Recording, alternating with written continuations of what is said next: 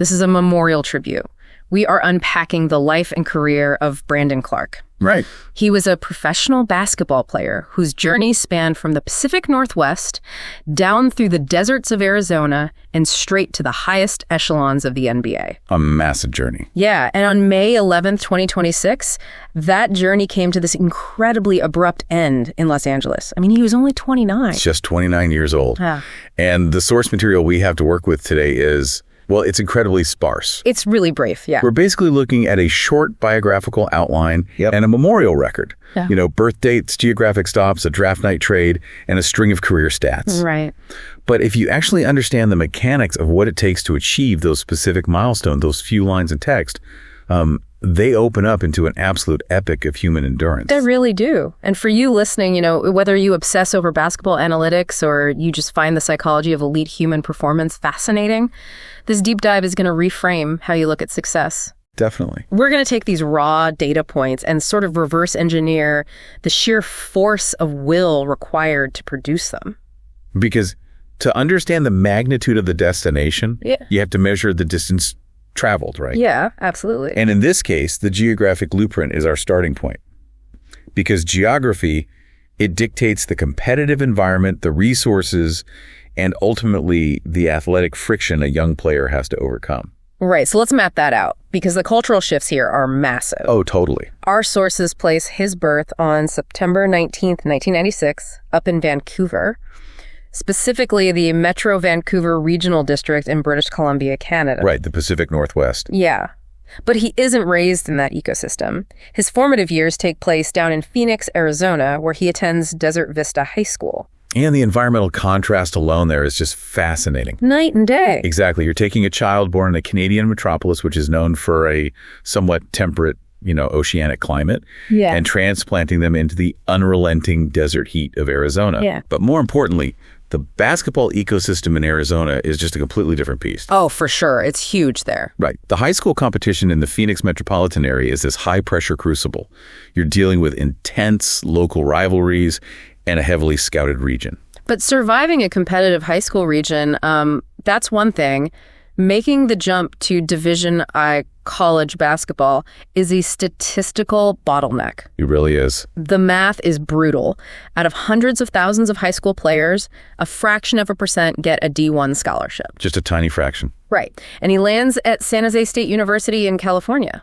And San Jose State is a really fascinating first stop because in the hierarchy of collegiate basketball, it's a mid-major program. Right. It's gritty. It's where players who perhaps didn't get the immediate attention of the massive, blue blood programs go to prove they belong. Yeah, they have a chip on their shoulder. Exactly. You are playing in smaller gyms, the national media isn't watching your every move, and you are fighting for your basketball life every single night. Okay, let's unpack this because I look at a move like that and my mind goes straight to a biological analogy. Okay, I like that. Think of a young athlete's career like a root system, right? If you take a sapling and leave it in a tiny local pot, the roots hit the plastic walls.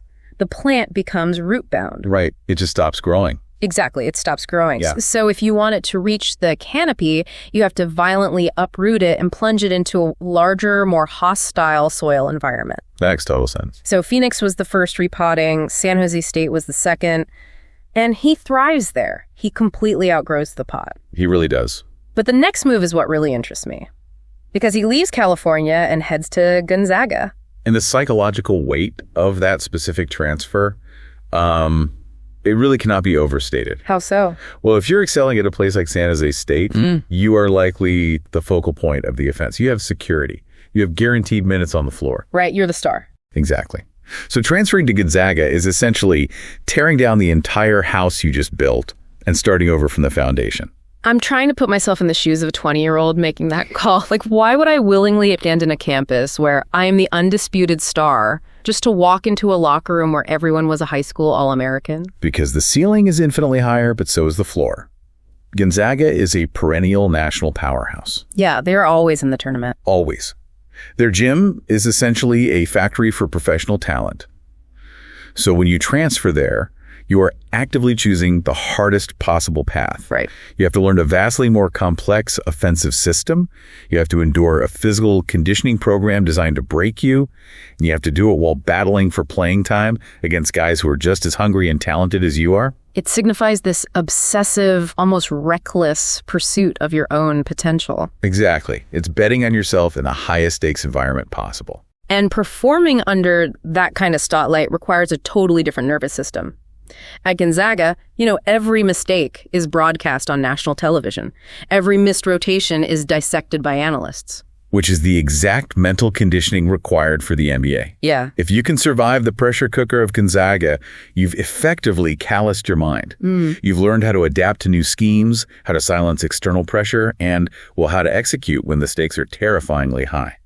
So that geographic and competitive journey, Vancouver, Phoenix, San Jose, Spokane, that was basically the necessary forging process for what happened in the summer of 2019. Exactly. It perfectly set the stage. And that brings us to the 2019 NBA draft. This is the bottleneck of all bottlenecks. Oh, absolutely. The sources state he was selected in the first round by the Oklahoma City Thunder, but acquired in a trade by the Memphis Grizzlies. And we really need to pause on that phrase, first round. Yeah. Because the NBA draft is the most exclusive filtering mechanism in global sports.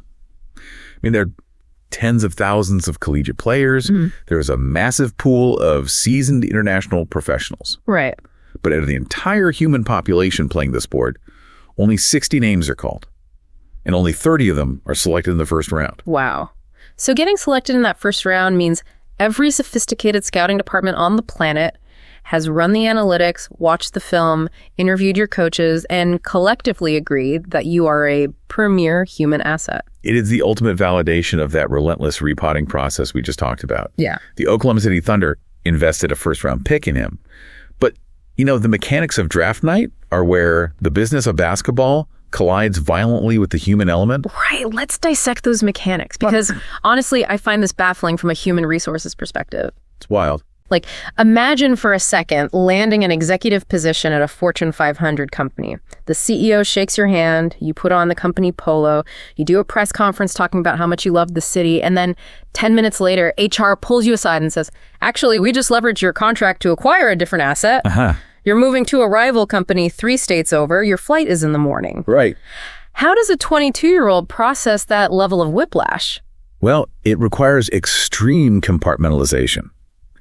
Because on draft night, a player is not an employee yet, Yeah. They are a liquid asset. A trading card. Exactly. The general managers are playing a massive game of 3-dimensional chess involving salary caps, future draft capital, and roster construction. Right. So the Thunder drafted him because they held the rights to that specific draft slot.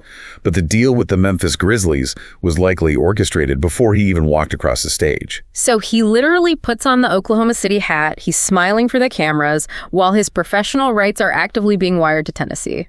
Yes. Yeah. It is a harsh initiation into the reality of professional sports. I can't imagine. You were a commodity. Yeah. And for a lot of young players, that realization is deeply destabilizing. It breeds insecurity or resentment. You feel like a poker chip that was just slid across a table. Right. But consider his background.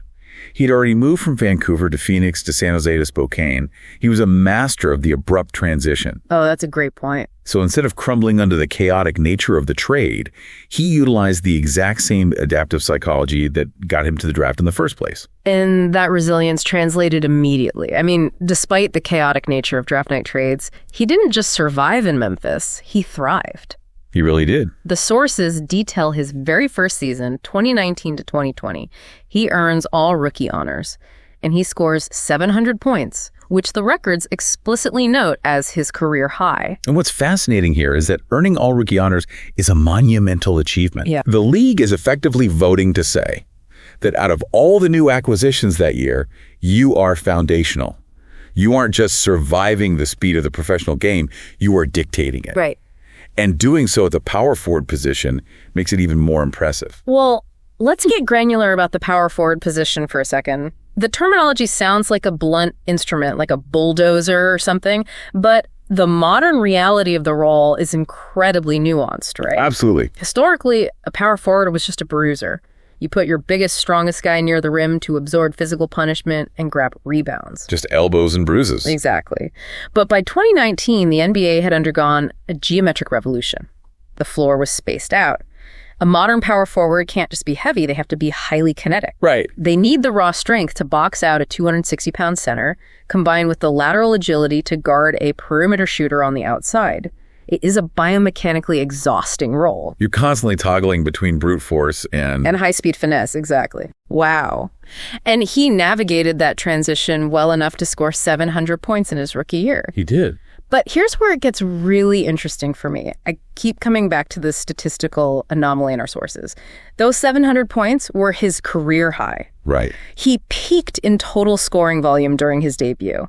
Usually we expect a player's statistical zenith to occur in year 3 or 4, once the game slows down for them. So did the league adjust to him? Or did his role shift? It's a fascinating anomaly, for sure. Yeah. I view it through the lens of league mechanics and tactical evolution. Okay. When a rookie enters the NBA, they hold a distinct advantage, which is a lack of high-definition data. Opposing defenses have collegiate tape, obviously, but they don't know how that player will react to NBA defensive schemes. Right, they don't have the pro-level scouting report yet. Exactly. A highly skilled rookie can exploit that information gap. You're talking about the element of surprise. He was hitting angles and utilizing footwork that the opposing defenses hadn't fully mapped out yet. Precisely. But the NBA is an arms race of information. By year 2, every team has a dedicated video coordinator who has charted every single one of his shots. Wow. They know his tendencies, his preferred pivot foot, and the exact release point of his jumper. They build entire defensive rotations designed specifically to eliminate his primary scoring options. So, as a player, does he regress, or does the job description change? Because if I'm scoring less in year 3 than I did in year 1, the casual fan might assume I'm just failing. Right, but the casual fan looks at a box score. The general manager looks at winning percentage. Oh, that's a huge distinction. A career high in points during a rookie season often indicates a shift in organizational philosophy, not a decline in the player's ability. As the Memphis Grizzlies evolved, they likely drafted or acquired high-volume perimeter scorers. So his role changed. Exactly. If you are a power forward with a high basketball IQ, you realize that demanding the ball just to hit a personal quota is detrimental to the team. You adapt. You become the connective tissue of the offense. You trade the glamorous stats for the brutal, invisible work. Yes. You focus on setting devastating screens that free up your point guard. You focus on weak side defensive help. You fight for offensive tip-ins. Right. That explosive rookie season was necessary. It established his baseline threat level, proving he could score when needed.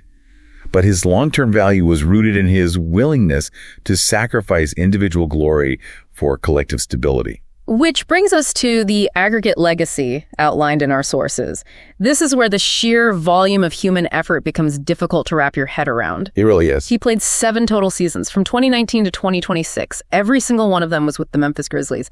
309 career regular season games, 3,144 points, 1,689 rebounds. And breaking down the math here really tells a story of relentless, unglamorous reliability. Yeah. If you divide those totals by the games played, you are looking at a player who generated roughly 10 points and 5.5 rebounds every single time he stepped on the floor. I can hear a skeptic asking the question, though.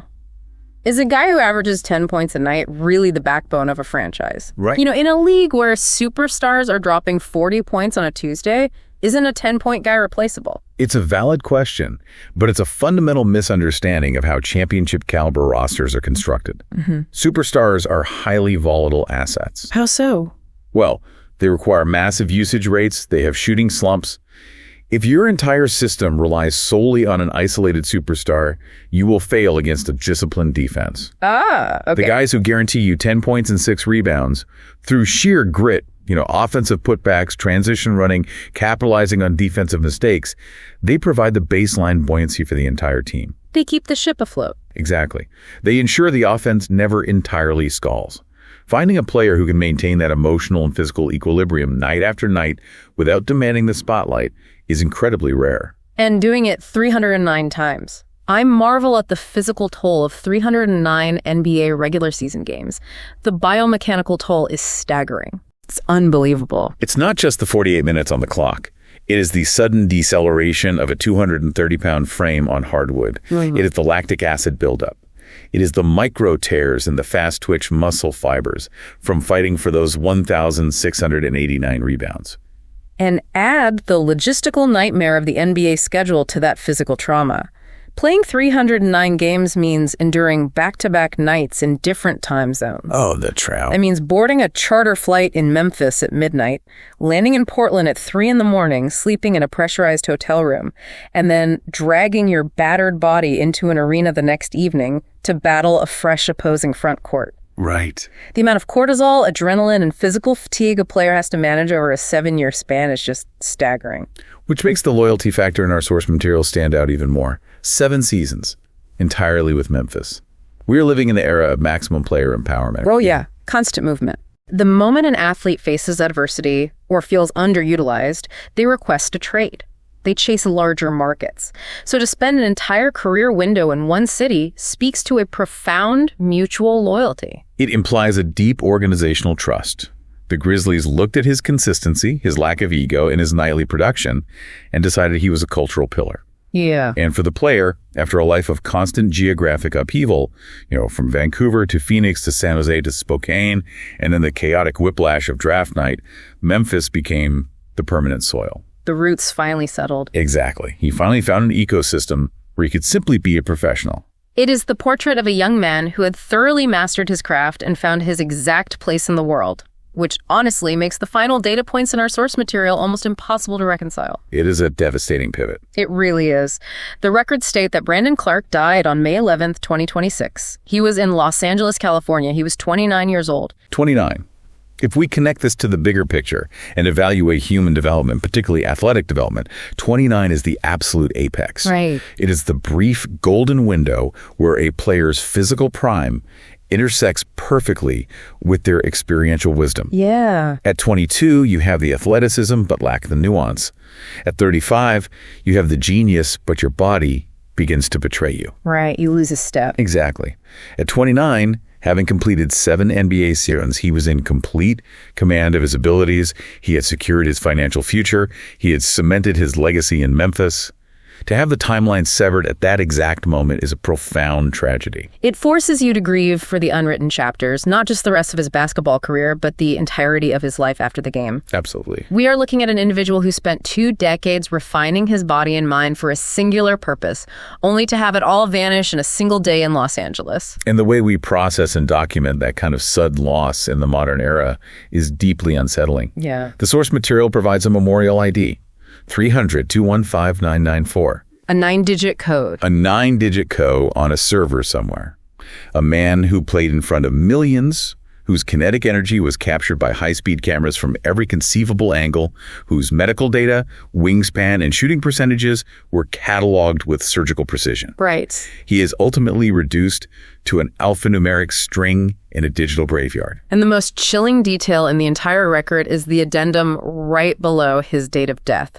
It just says burial details unknown. It's a jarring reminder of the boundary between public consumption and private reality. Wow, yeah. We demand absolute access to these athletes while they are performing. Yeah. We want to know what they eat, how they train, and what they say in the huddle. We want all of it. But in death, the curtain drops. The public record ends at unknown. The tangible reality of mourning, the physical resting place of this elite human being, is hidden away from the database. It completely shatters the illusion we discussed at the beginning of the dive. We treat these athletes as entertainment infrastructure. We really do. We cheer for them, we draft them on our fantasy teams, we criticize their efficiency. But beneath the jersey, there is a profound, fragile mortality. Yeah. They are young men navigating a high-stakes existence, subject to the exact same unpredictable, devastating turns of fate as anyone else. Which is why taking the time to truly unpack the mechanics of a career like this is so important. Exactly. When we take those sparse lines of text, the geography, the draft logic, the biomechanics of those 309 games, we are actively resisting that 9-digit memorial ID. We are breathing the human context back into the data. So let's pull the threads together on this mission. We started with a very brief set of statistics and geographical markers. But by digging into the mechanics behind the numbers, we revealed a massive human endeavor. A huge one. We tracked a Canadian-born kid adapting to the intense heat and competition of Arizona high school basketball. We watched him risk everything to transfer from the security of San Jose State to the elite, unforgiving crucible of Gonzaga. Right, and we examined the extreme psychological compartmentalization required to survive the business of the NBA draft, absorbing the whiplash of being selected by Oklahoma City only to be immediately shipped to Memphis. We analyzed the sheer adaptive intelligence of his rookie season, exploiting defensive gaps to score a career-high 700 points, and then gracefully transitioning his game into the bruising, unglamorous consistency required of a modern power forward. A 7-year legacy built on loyalty, physical endurance, and quiet excellence. Over 3,000 points and 1,600 rebounds generated purely through willpower and elite spatial awareness in the most competitive league on the planet. And it all culminates in the heartbreak of May 11th, 2026. A 29-year-old life, operating at its absolute prime, suddenly gone, leaving behind a legacy of hard-earned numbers and a stark digital memorial. It is a profound narrative of human resilience, cut tragically short. And it leaves me with a philosophical question that I want you, the listener, to carry with you today. Please share it. We spend our lives looking at sports statistics as a metric of value. Right. We use them to argue, to rank, to determine who is efficient and who is lacking. Yeah. But in the wake of a tragedy like this, the fundamental nature of a statistic shifts entirely. I want you to consider the exact mechanism of that transformation. At what moment do 309 games and 3,144 points stop being sports trivia and start becoming a sacred testament? How do cold clinical numbers bear the weight of a young man's entire life's work? Wow. Because long after the analysis fades, those digits are the permanent, undeniable proof that for 29 years, Brandon Clarke was here, he struggled, he adapted, and he achieved the extraordinary. That completely changes how I will look at a box score for the rest of my life. Thank you for walking us through that. Of course. And to you listening, thank you for joining us on this deep dive to honor a life that ended far too soon. We hope this exploration prompts you to look past the jerseys and the stat lines and recognize the fragile, incredible human journeys happening on the court every single night. Take care of yourselves and take care of each other.